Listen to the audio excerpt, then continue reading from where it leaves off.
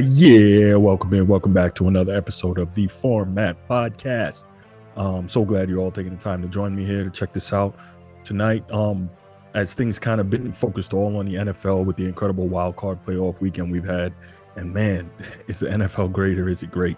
I think maybe I'll do a show down the line about the difference between the NFL playoffs and the NBA playoffs. That might be interesting to touch on. Of course, at the end of the day, it all depends on your personal preference for the sport and what you're looking for. But yeah, that might be a good one. Anyway, before we go ahead and get started, I got an interesting one for you today. Let's go ahead and do what we know we got to do. If you're not already subscribed on YouTube, please click that subscribe, that like, and that notification bell so you're aware when new episodes of the show come out. Excuse me. So you're aware when new episodes of the show come out, and you can be right here with us as we try to continue to bring you this good content.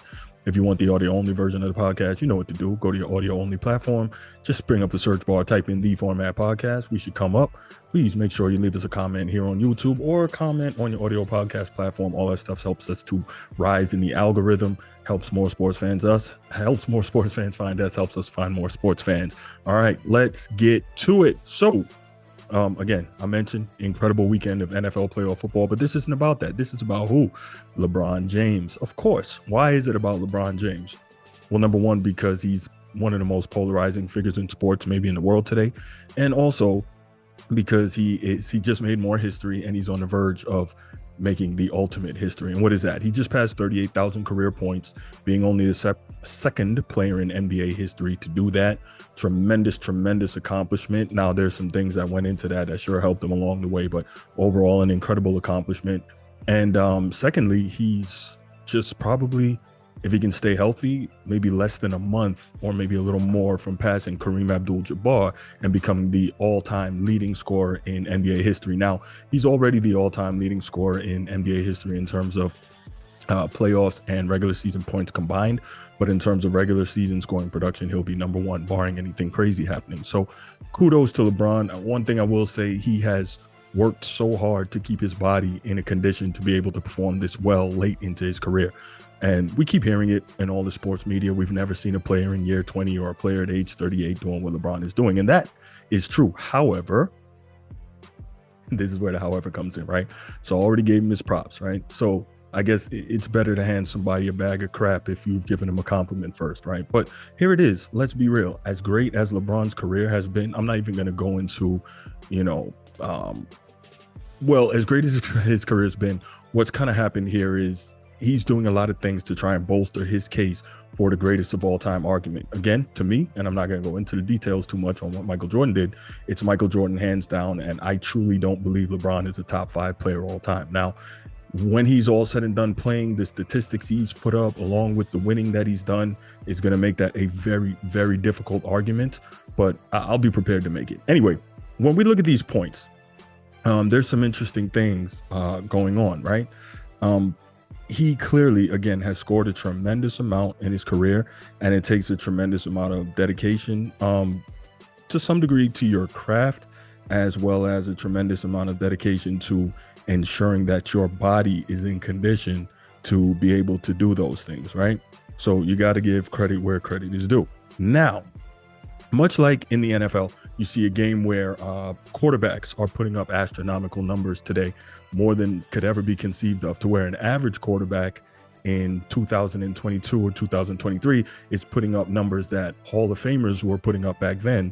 We can't compare those two things and say it's apples to apples. Quarterback A from today is better than quarterback B from that back then. It just doesn't work that way. Why is that? And especially in the NBA, I'll stick to the NBA, but I was making an analogy there.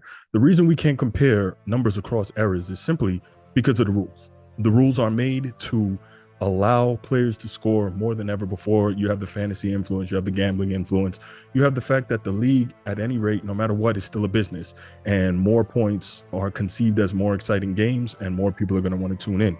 I want to say during that 2004 Detroit Pistons championship run, and that was a great team that does not get the credit it should.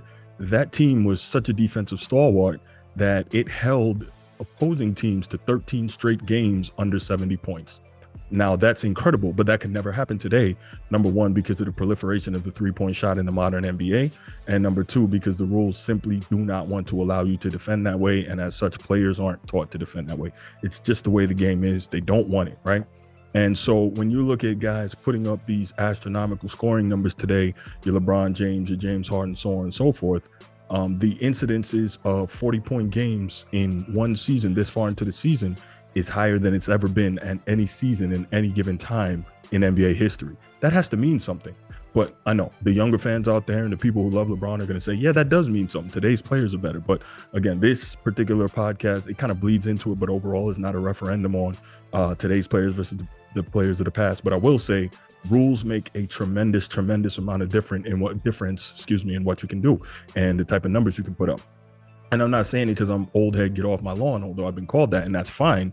I'm saying it because I have 4 decades of historical reference to look back on. I started watching basketball in the mid to late 80s, right? So I've seen 80s, the 90s, and the 90s was where I really kind of grew up in basketball, but the 2000s, the 2010s, and now the 2020s, right? And so the difference in the way the game is played, from spacing on the floor to three-pointers to quicker pace to less defense to a tremendous amount of less physicality, has done a great deal in changing and allowing what people are able to do. So you look at a Kareem Abdul Jabaar. People always say we've never seen a player at age 38 do what LeBron is doing. If I'm not mistaken, Kareem Abdul Jabaar won the NBA Finals MVP at age 37. Now, why is that important? Because that's after 4 years of college, right? So that's extra mileage on your legs. So that's 4 years of college and a much more physical league where guys could bang you. And Kareem also wasn't shooting threes. I think he either has 1 or 0 three-pointers made in his entire career. So that should tell you something, right? LeBron has close to 2,000 now three-pointers. So, anyway, to the point I was trying to make, let me give you a couple of quotes, okay? Stu Jackson, former vice president of NBA basketball operations, said, now this is back in 2007. 2007. So if this was in 2007, imagine 2023. Quote, our current rules are designed to allow players to penetrate for high percentage shots. It's also allowed for higher quality perimeter shots as well because of how much easier it is to penetrate today, right? The rules changes did what they were supposed to do. Open up the game. Scoring average has increased from an average 92 points per game in the 1999 season to this year's 100 points per game. Overall field goal percentage and three-point percentage have increased. Now, mind you, this quote was in 2007, okay? Rules changes have affected defensive philosophies. Okay, so again, this was back in 2007. Was that 16 years ago? So imagine how much has changed even since then. Here's another one for you. Rod Thorne, former NBA executive vice president of operations. October 20th, 2006, he says, what the NBA is trying to do is to promote unimpeded movement for dribblers and cutters. With our current rules, it is now more difficult to guard the quick wing players who can also handle the ball. Back then, defenses and defensive players in general could use their strength to control offensive players, but our new rules have addressed this issue. So when he says defensive players could use their strength to control offensive players and control the ball, that's mainly hand checking and hand checking as well as the forearm check. But if you were an elite offensive player, that didn't affect you that much. The hand checking and the forearm checking, that didn't hurt. That didn't hurt your Michael Jordans. That didn't hurt your Mitch Richmonds and so on and so forth. I can go down the list. And of course, also your post players who are getting busy. Now, one of the other things I like to point to is just when basically what you had was, I want to say it was the 2007 NBA Finals, San Antonio Spurs versus Detroit Pistons. And that was one of the, if not the lowest ranked finals in history. That's when the rules started changing because those were two of the best defensive teams we've ever seen, right?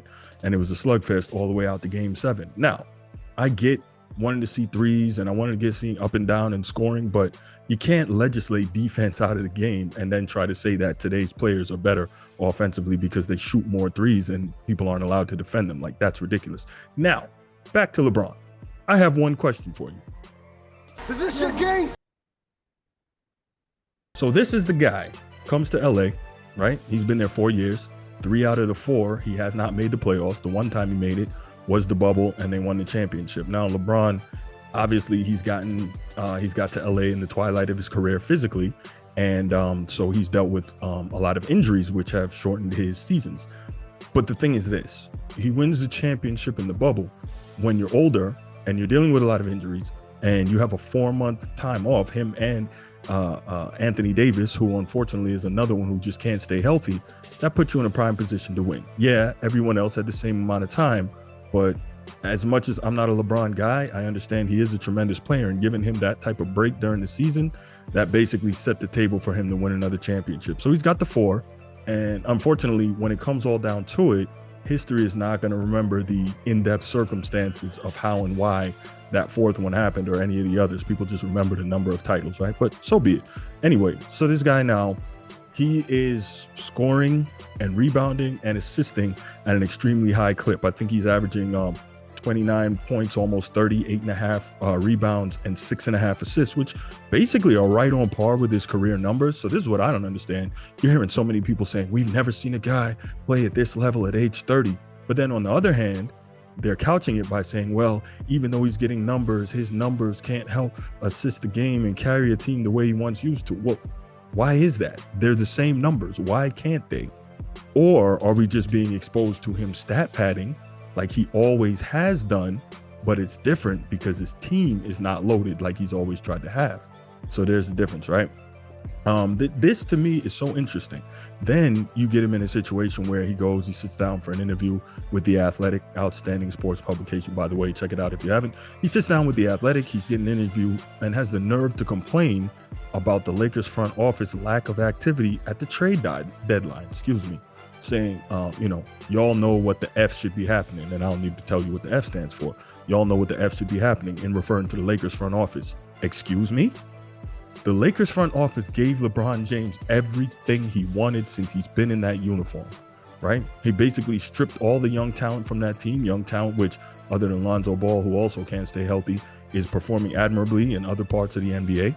So he stripped all that to trade for Anthony Davis. He got that championship out of Anthony Davis, but Anthony Davis can't stay healthy. If that season wasn't broken up due to COVID, I think it's a fair assumption Anthony Davis nor LeBron would have been healthy throughout that season.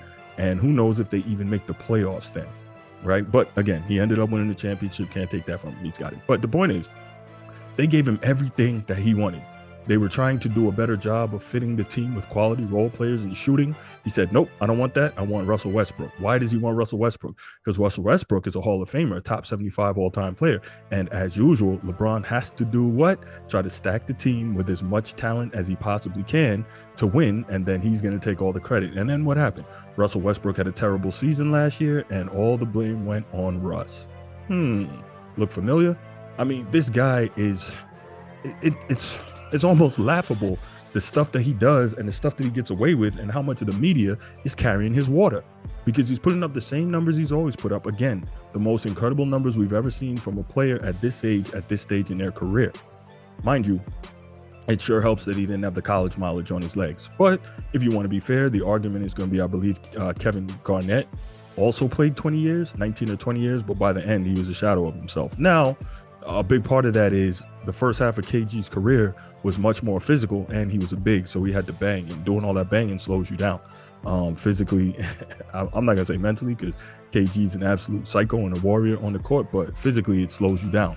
LeBron didn't have to deal with that so much. Also, if you want to compare to Michael Jordan and LeBron again, when Michael Jordan early in his career was playing, he's going into packed paints. I've mentioned this before. Real power forwards, not stretch fours. He's got all-time elite shot blockers on the NBA top 10 and top 12 shot blocking list in the paint for most of his early career, and he had to deal with all that. He wasn't hanging out shooting threes. Now I get it, credit due for people who are outstanding three-point shooters, but it's just crazy how I understand that LeBron has done a lot of amazing things, and by the time he's done, he'll probably be top 10, if not top 5 in rebounds, assists, and points. So incredible. Kudos to you, LeBron. But we have to look at this thing with some objectivity. You have to look at it and start paying attention to what really went on and how a lot of this came about. And I can say, honestly, it's absolutely disgusting how the Lakers organization has tried to give you everything you wanted, but all you do is still complain. You still complain. Where is the personal responsibility? Where's the accountability? Does that exist for you, LeBron? No. You do what you want, and then when it doesn't work out, you blame somebody else, and when it does, you take all the credit.